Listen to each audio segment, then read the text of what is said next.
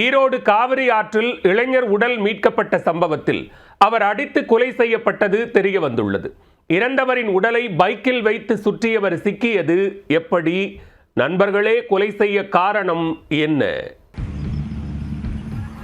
ஈரோடு மற்றும் நாமக்கல் மாவட்டத்தை இணைக்கக்கூடிய காவிரி ஆற்றின் பாலத்தில் கடந்த 12ஆம் தேதி மதியம் இளைஞர் ஒருவரின் சடலம் கிடந்தது. கருங்கல்பாளையம் காவல்துறையினர் உடலை மீட்டு உடற்கூறு ஆய்வுக்காக பெருந்துறை அரசு மருத்துவமனைக்கு அனுப்பி வைத்து விசாரணை மேற்கொண்டனர்.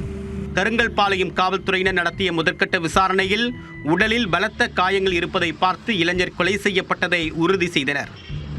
தொடர் விசாரணையில் நாமக்கல் மாவட்டம் பள்ளிப்பாளையம் அடுத்துள்ள காவேரி RS பகுதியை சேர்ந்த மகேந்திரன் என்பவர்தான் கொலை செய்யப்பட்டது தெரிய வந்தது.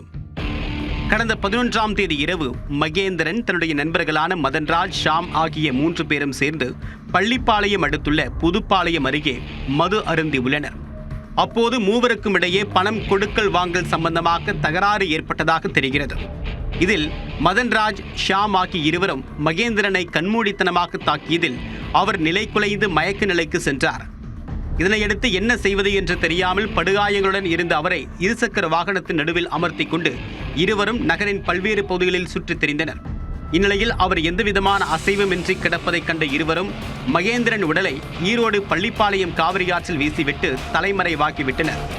காவிரி ஆற்றில் உடலை மீட்ட ஈரோடு கருங்கல்பாளையம் காவல்துறையினர் மதன்ராஜை கைது செய்தனர். கைது செய்யப்பட்ட மதன்ராஜை மருத்துவ பரிசோதனைக்கு பிறகு நீதிமன்றத்தில் ஆஜர்படுத்தி சிறையில் அடைத்தனர். மேலும் தலைமறைவாக உள்ள ஷாமை தேடி வருகின்றனர். ஷாம் மீது ஏற்கனவே பள்ளி காவலரை கொலை செய்த வழக்கு இருப்பதும் காவல்துறையினர் விசாரணையில் தெரிய வந்துள்ளது. இதனிடையே சம்பவம் நடைபெற்ற இடம் நாமக்கல் மாவட்டம் பள்ளிப்பாளையம் என்பதால் வழக்கை பள்ளிப்பாளையம் காவல்துறையினரிடம் ஒப்படைக்க முடிவு செய்யப்பட்டுள்ளது.